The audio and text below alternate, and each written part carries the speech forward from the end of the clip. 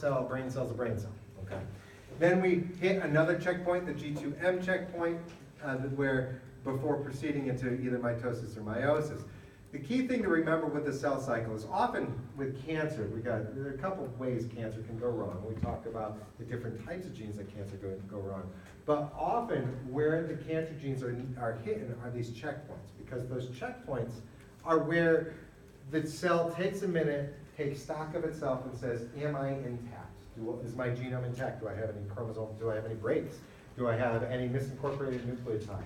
If you do, this is where the DNA repair machinery comes in and fixes things, is at these points. It's where the cell says, do I even have all the proteins and all the resources to be able to synthesize my genome completely, okay?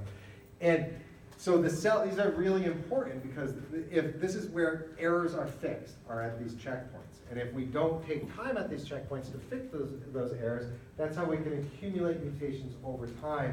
And that's what the clonal evolution of cancer was really referring to, is that if you start blowing through these checkpoints, those rare little mutations that occur all the time, but are often fixed because we take the time to fix them, aren't given the chance to be fixed. And so now you're going to just keep accumulating mutations, and then which ultimately some of those mutations might hit other oncogenes or other tumor suppressor genes, which is going to increase the cell cycle even more. Okay? And so we talked about the type of genes, so oncogenes, tumor suppressor genes, DNA repair genes contributing to cancer. So remember, oncogenes, that's like your gas pedal, that's stepping on the cell cycle, that's making it go faster. So if you increase amounts of oncogenes, well, that's how oncogenes have their effect. It's like stepping on the gas more. So you increase expression, so you have a translocation that brings an oncogene into a new region, and now it's being expressed too much. Or you have a segmental duplication that duplicates that region. Now you have 2 copies of your oncogene, and you're expressing twice as much. You're stepping on the gas more. Alternatively, we have tumor suppressor genes. These are the brakes in your cell cycle. This is what holds things up and how it slows it down and allows it to take that chance and take that time at these cell cycle checkpoints. And so if you lose your brakes in the car, so this is where you get a reduction of expression, is with the tumor suppressor genes. You're not stepping on your brakes, or you're losing your brakes. You get a deletion that deletes your good copy of retinoblastoma. Well, now you no longer have brakes, and you're going to blow through your G1S checkpoint. And so we talked about how the cell cycle and these mutations can ultimately contribute to cancer, and ultimately cancer is the uncontrolled cell cycle and the different types of genes that can control it. So, meiosis, mitosis. Y'all had it way back in high school. What's the earliest anybody had meiosis, mitosis? Where are they teaching it now, like 7th grade or something? Yeah. Really? Yep. Yeah. Wow, that makes me feel old. I didn't have it until like 10, when I was just kind of like, I missed a little tiny piece of my biology class. So, but anyway, so meiosis and mitosis. You memorized it in 7th grade, but you probably didn't recognize the impact of it in 7th grade. Okay? And so a couple of things really to remember. Well, mitosis, we talked about it. That's just cell division. You duplicate your genome. You have sister chromatids. Line your sister chromatids along the metaphase plate. Split them up. You now have 2 copies of it. You have same endings, 2 cells with the same genome as what you started with. Okay? Meiosis, on the other hand, this is where all of the interesting stuff comes in, because remember, we're going to duplicate our genome, and then during prophase 1, this is where we're going to have our homologous chromosomes line up. Okay, we're going to start crossing over.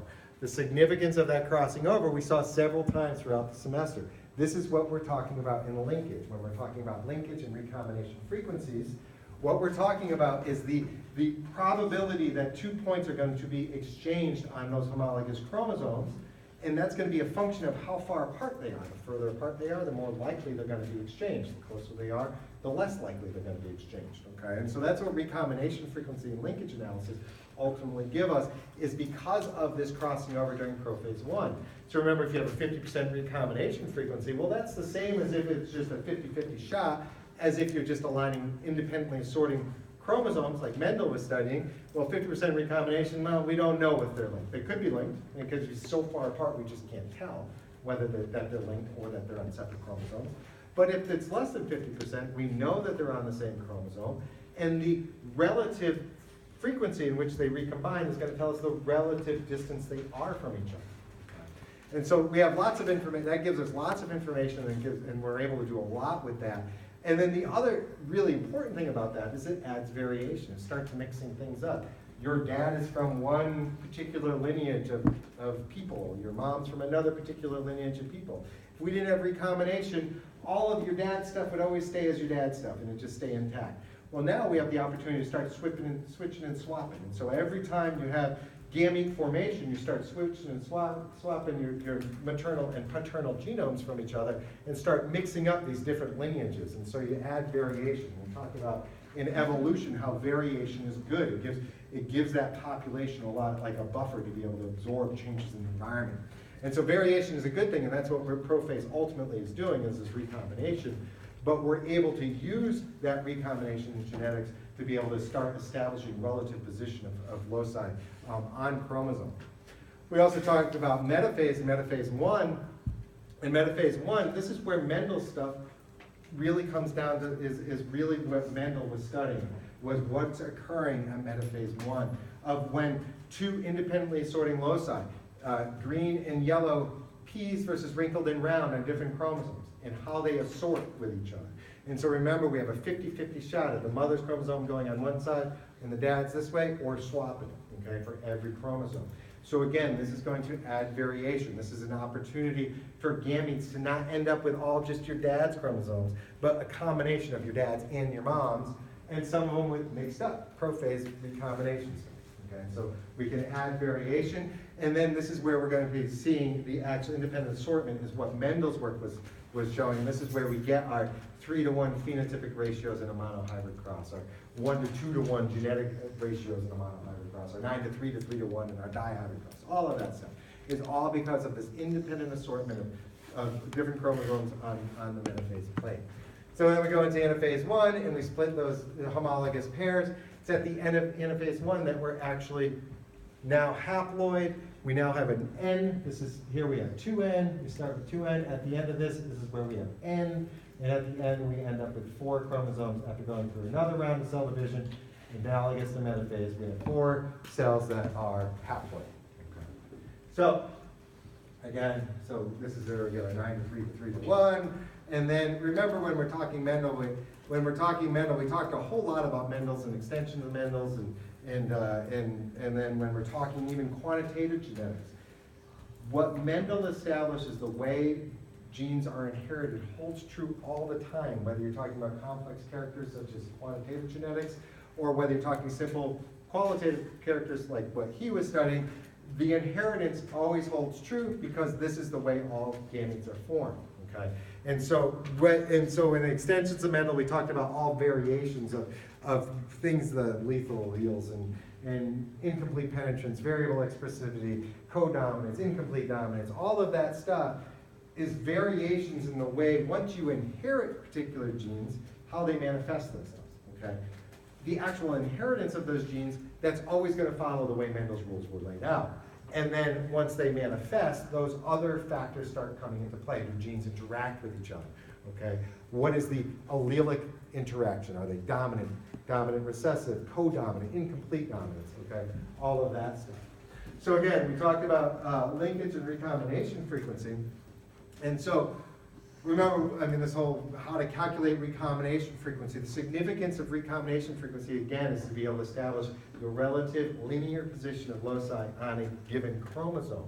And so we can do that through by doing crosses and crosses with things like fruit flies and looking for parental phenotypes versus recombinant phenotypes and calculating it out and figuring out what the genetic distance is, so 36.9. That gives us our recombination frequency. Remember, recombination frequency is equal to map units, which is equal to centimorgans. Now, centimorgans, we saw this again when we got to chapter 20. We started talking about genomics, and we were talking about genetic maps versus physical maps. So remember, genetic map is just looking at recombination frequency and establishing recombination frequency, say, across a chromosome. Okay? That's what a genetic map is. Physical map is where we actually do position, nucleotide 1, nucleotide 2, nucleotide 2, nucleotide 4. The important thing to remember when you're considering recombination frequency, though, is it gives relative position Okay, so we can say that gene A goes first, then we have gene B, and then we have gene C, rather than gene A, gene C, gene B, okay? So we can say that it goes A, B, C. We can tell the relative positioning of those loci. We can tell the relative distance those loci are from each other. We can say that gene A is closer to gene B than gene B is to C, okay? Because it's so many centimorgans, there's so many recombination frequency. But we can never say, given 36.9 recombination frequency, or centimorgans, we can never say that that's equal to so many nucleotides, because, and this is an important thing to remember, because that's where the difference between a physical map and a genetic map comes in. The genetic map is based on recombination frequency. Recombination frequency is going to be based not only on the distance that those loci are located from each other, but it's also going to be based on the actual sequence content in between the loci. And so very repetitive regions are going to be more prone to recombination. Okay? Tightly compacted heterochromatic regions are going to be less likely for recombination. Okay? And so between gene A and gene B and gene B and gene C, there's a lot of other factors other than distance that's going to play into the recombination frequency. This is why genetic maps don't always match up to physical maps. Okay, but they're good in the sense of being able to give us that relative linear positioning of things, one thing and how it relates to another in that linear fashion. Now, we can use this information. We looked at how they were able to use this information to identify the cystic fibrosis gene. And so first remember they did a bunch of linkage analysis. And what they were doing linkage analysis was with individuals with cystic fibrosis. And then they were using markers in the genome. And what we mean by markers in the genome are just any known sequence, okay? So at this point, this occurred, I think, in the early 80s or so, when this paper was first done. And so at that point, genetics have been around a while. We've had sequencing for a little while, and so the genome had been sequenced in parts. We'd sequenced a lot of little pieces, different people working on hemoglobin, people working on this, people working on that. They sequenced in a little region, they sequenced this little region. And then you can just fish it to the chromosomes, and you can kind of start establishing this genetic map of start saying, okay, well, we know this one goes on chromosome 1, and this sequence goes on chromosome 2. And so you can start working out the relative positioning of all these just little known sequences, these little variants, these STRs and other things like that, these just little known sequences. And that's what we mean by markers. And then what they did with cystic fibrosis, they just started linkage analysis using those markers in the disease state.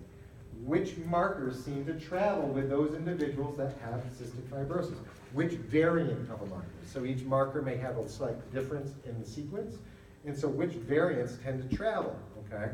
By doing that, they were able to narrow it down to chromosome 7. And so remember, the name of the game is being able to trim down that massive 24,000 gene, 3 billion base pairs of information down to a more manageable size.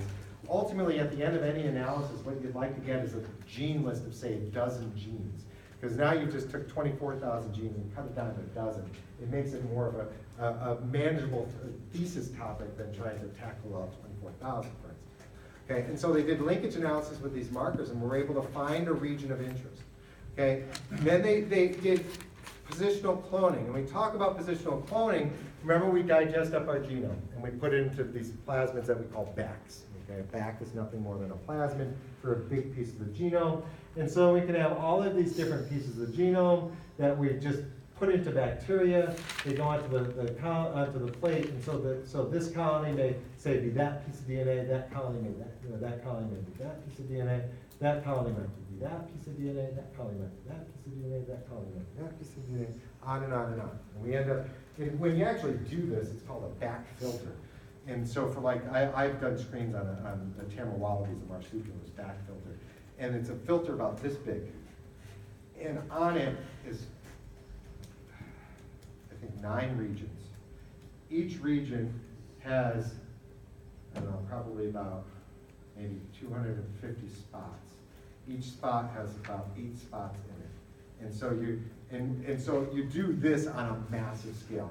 And then for the whole Tamar genome, it's like 8 of these filters. And so you take your sequence of interest and you start screening it, label it with radiation. And so what they did is they identified 4 genes, or they did positional cloning to identify all the clones to span a region. sequenced all of those clones. And then once they sequenced all